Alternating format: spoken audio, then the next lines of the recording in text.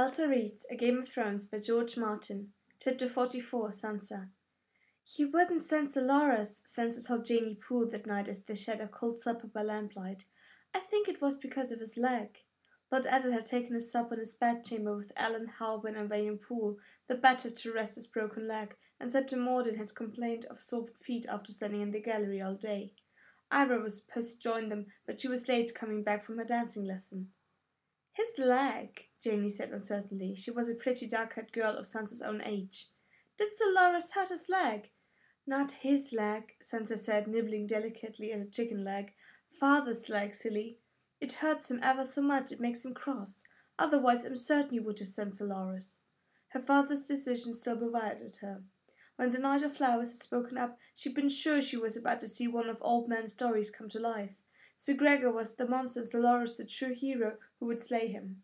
He even looked a true hero, so slim and beautiful, with golden roses around his slender waist and his rich brown hair tumbling down into his eyes. And then father had refused him. It had upset her more than she could tell. She had said as much to Septim Mordin as they descended the stairs from the gallery, but the Sept had only told her it was not a place to question Lord Father's decisions. That was when Lord Baelish had said, "Oh, I don't know, Septa. Some of our Lord Father's decisions could do with a bit of questioning. The young lady is as wise as she is lovely." He made a sweeping bow to Sansa, so deep she was not quite sure if she was being complimented or mocked. Septim Mordin had been very upset to realize that Lord Baelish had overheard them. "The girl was just talking, my lord," she'd said. "Foolish chatter, she meant nothing by the comment." Lord Baelish stroked his little pointed beard and said, "Nothing. Tell me, child, why would you have sent Dolores?" Sansa had no choice but to explain about heroes or monsters. The king's counsellor smiled. "Well, those are not the reasons I'd have given, but—" He touched her cheek, his thumb lightly tracing the line of her cheekbone. "Life is not a song, sweetling. You may learn that one day to your sorrow."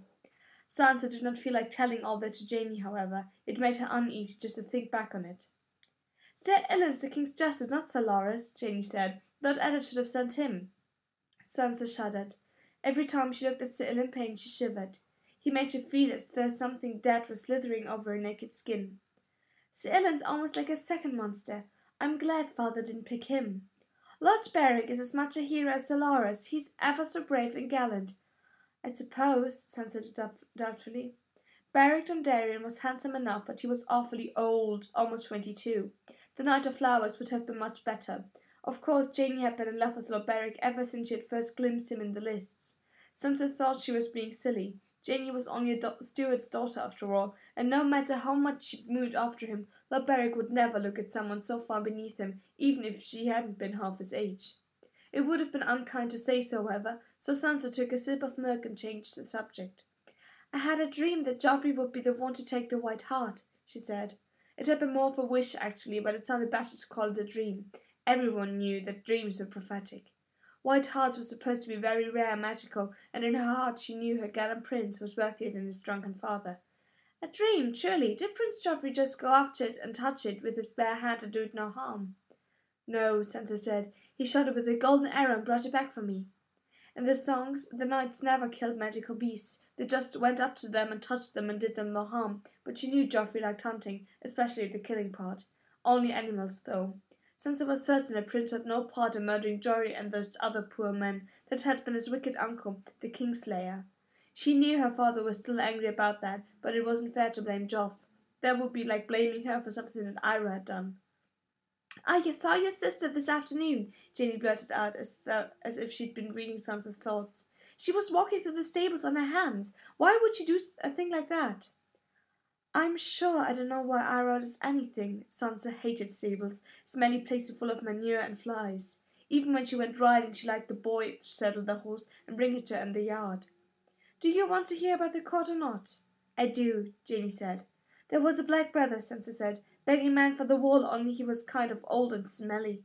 She hadn't liked that at all. She'd always imagined the Night's Watch to be men like Uncle Benjen. In the songs they were called the Black Knight of the Wall. But this man had been crook-backed and hideous, and he looked as though he might have lice. If this was what the Night's Watch was truly like, she felt sorry for her bastard half-brother John. Father asked if there were any knights in the hall who would do honour to the houses by taking the black, but no one came forward, so he gave this Joran his pick of the king's dungeons and sent him on his way. And later these two brothers came before him, free riders from the Dornish marches, and pledged his swords to the service of the king. Father accepted their oaths. Janey yawned. Are there any lemon cakes? Sansa did not like being interrupted, but she had to admit lemon cakes sounded more interesting than most of what had gone on in the throne room. Let's see, she said. The kitchen yielded no lemon cakes, but they did find half of a cold strawberry pie, and that was almost as good. They ate it on the tower steps, giggling and gossiping and sharing secrets, and Sansa went to bed that night feeling almost as wicked as Ira. The next morning she woke before first light and crept sleepily to a window to watch Beric form up his men. They rode out as dawn was breaking over the city, with 3 banners going before them. The crowned stag of the king flew from the high staff, the direwolf of Stark and Beric's own forked lightning standard from the shorter poles. It was also exciting, as song come to life, the clatter of swords, the flicker of torchlight, banners dancing in the wind, horses snorting and whining, the golden glow of sunrise slanting through the bars of the portcullis as it jerked upward. The Winterfell men looked especially fine in the silvery mail and long grey cloaks. Ellen carried the Stark banner. When she saw him rein in beside Beric to exchange words, it made Sansa feel ever so proud. Ellen was handsomer than Jory had been. He was going to be a good knight one day. The Tower of the Hand seemed so empty after they left that Sansa was even pleased to see Ira when she went down to break her fast. Where is everyone? Her sister wanted to know as she ripped the skin from a blood orange. Did father send them to hunt down Jaime Lannister? Sansa sighed. They rode with Lord Beric to be Herzog Gregor Clegane. She turned to Septa Mordane, who was eating porridge with a wooden spoon. Septa, will Lord Beric spike Sir Gregor's head on his own gate, or bring it back here for the king? She and Janey Poole had been arguing over that last night. The Scepter was horror-struck. A lady does not discuss such things over her porridge. Where your courtesy, Sansa? I swear of late you've been near as bad as your sister. What did Gregor do? Ira asked. He burned down a holdfast and murdered a lot of people, women and children too. Ira screwed up her face in a scowl. Jaime Lannister murdered Jory and Heward, and Willem the Hound murdered Mika. Someone should have beheaded them. It's not the same, Sansa said. The Hound is Joffrey's sworn shield. Your butcher's boy attacked the prince. Liar, Ira said. Her hand clenched a blood orange so hard that red juice oozed between her fingers. Go ahead, call me all the names you want, Sansa said airily. You won't dare when I marry to Joffrey. You'll have to bow to me and call me your grace. She shrieked as Ira flung the orange across the table. It caught her in the middle of the forehead with a wet squish and plopped down into her lap. You have juice on your face, your grace, Ira said. It was running down her nose and stinging her eyes. Sansa wiped it away with a napkin. When she saw what the fruit in her lap had done to her beautiful ivory silk dress, she shrieked again. You're horrible, she screamed at her sister. They should have killed you instead of Lady. Septa Mordane came lurching to her feet. Your lord father would hear of this. Go to your chambers at once, at once. Me too? Tears welled in Sansa's eyes. That's not fair. The matter is not subject to discussion. Go. Sansa stalked away with her head up. She was to be a queen, and queens did not cry. At least not what people could see. When she reached her bedchamber, she barred the door and took off her dress. The blood orange had left a blotchy red stain on the silk. I hate her! She screamed. She balled up the dress and flung it into the cold hearth on top of the ashes of the last night's fire. When she saw that the stain had bled through onto her underskirt, she began to sob despite herself. She ripped off the rest of her clothes wildly, threw herself into bed, and cried herself back to sleep. It was midday when Septa Mordane knocked upon her door. Sansa, your lord father will see you now. Sansa lit up. Lady, she whispered. For a moment it was as if the direwolf was there in the room, looking at her with those golden eyes, sad and knowing. She had been dreaming, she realized. Lady was with her, and they were running together, and trying to remember was like trying to catch the rain with her fingers. The dream faded, and Lady was dead again. Sansa! The rap came again, sharply. Do you hear me? Yes, Septa, she called out. Might I have a moment to rest, please? Her eyes were red from crying, but she did her best to make herself beautiful. Lord Eddard was bent over a huge leather-bound book when Septa Mordane marched her into the sala, his plaster-wrapped legs stiff beneath the table. Come here, Sansa, he said, not unkindly when the Septa had gone to her sister. Sit beside me. He closed the book. Septa Mordane returned with Iris squirming in her grasp. Sansa had put on a lovely pale green damask gown and a look of remorse, but her sister was still wearing the rutty leathers and rough sponge she'd worn at breakfast. Here is the other one, the Septa announced. My thanks, Septa Mordane. I would talk to my daughters alone if you would be so kind. The Septa bowed and left. Ira started it, Sansa said quickly, anxious to have the first word. She called me a liar and threw an orange at me and spoiled my dress, the ivory silk, the one Queen Cersei gave me when I was betrothed to Prince Joffrey. She hates that I'm going to marry the prince. She tries to spoil everything, Father. She can't stand for anything to be beautiful or nice or splendid. Enough, Sansa. Lord Eddard's voice was sharp with impatience. Ira raised her eyes. I'm sorry, Father. I was wrong, and I beg my sweet sister's forgiveness. Sansa was so startled that for a moment she was speechless. Finally she found her voice. What about my dress? Maybe I could wash it, Ira said doubtfully. Washing won't do any good, Sansa said. Not if you scrubbed all day and all night. The silk is ruined. Then I'll make a new one, Ira said. Sansa threw back her head in disdain. You! You couldn't sew a dress fit to clean the pixies. Their father sighed. I did not call you here to talk of dresses. I'm sending you both back to Winterfell. For the second time, Sansa found herself too stunned for words. She felt her eyes grow moist again. You can't, Ira said. Please, Father, Sansa managed at last. Please don't. Eddard Stark favoured his daughters with a tired smile.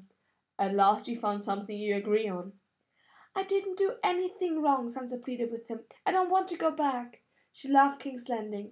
The pageantry of the court, the high lords and ladies in their velvets and silks and gemstones, the great city with all its people. The tournament had been the most magical time of her whole life, and there was so much she had not seen yet, harvest fests and masked balls and mamma shows. She could not bear the thought of losing it all.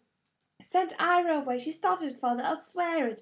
I'll be good, you'll see. Just let me stay, and I promise to be as fine and noble and courteous as the Queen. Father's mouth twitched strangely. Sansa, I'm not sending you away for fighting, though the gods know I'm sick of you two squabbling. I want you back in Winterfell for your own safety. 3 of my men were cut down like dogs not a league from where we sit, and what does Robert do? He goes hunting. Ira was chewing at her lip in the disgusting way she had.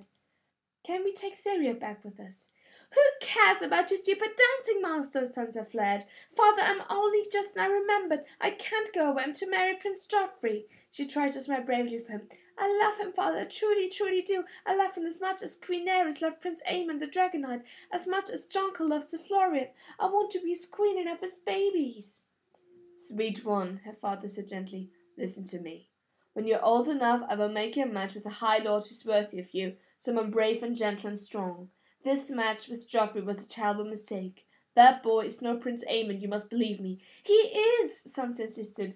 I don't want someone brave and gentle, I want him. He'll be ever so happy, just like in the songs you'll see. I'll give him a son with golden hair, and one day he'll be the king of all the realm, the greatest king that ever was, as brave as the wolf and as proud as the lion. Ira made a face. Not if Joffrey is his father, she said. He's a lion, a craven anyhow. He's a stag, not a lion.